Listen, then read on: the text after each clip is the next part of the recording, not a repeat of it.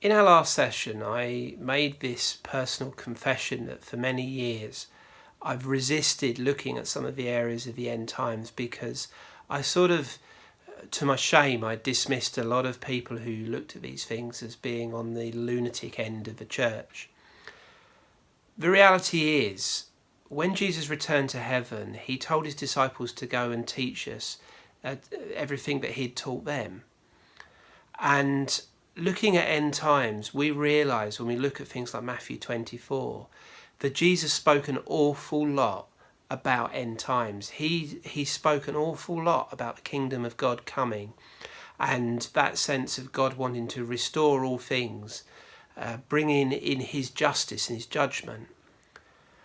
I've been in church all my life and I have been a Christian for something like 35 years.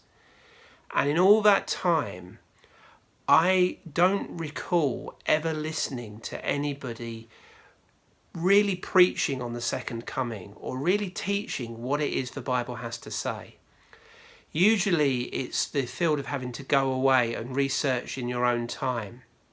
And hence why I refer to sort of cranks and fanatics, because it seems to be something that, you have to have a particular interest in.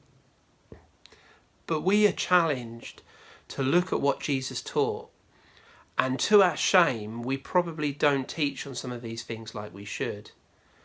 Jesus asked us to, and his discussion in Matthew 24 is often referred to as the Olivet Discourse because it happens on the Mount of Olives.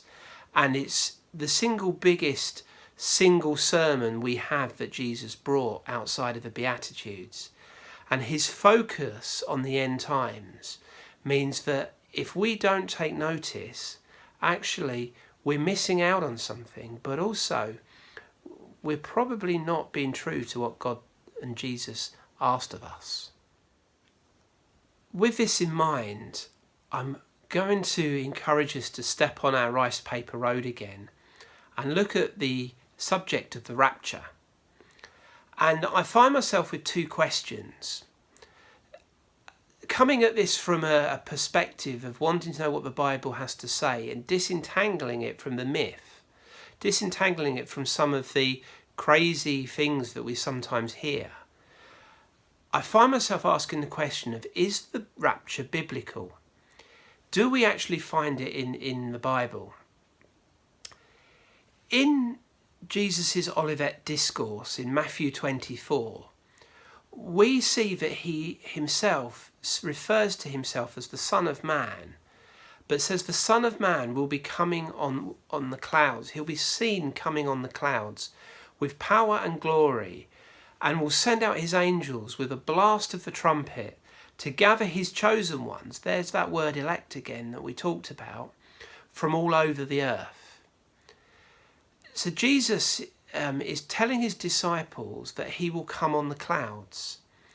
And when he ascended to heaven in Acts chapter 1, we read the angels talking to the disciples who are staring into the clouds to say, the way you've seen him go is the way that he'll come again. And in Revelation 1 verse 7, we read again that all will see Jesus coming on the clouds. This refers back, all of these passages link back once again to Daniel and his prophecies. In Daniel chapter 7, Daniel says the Son of Man will be coming on the clouds.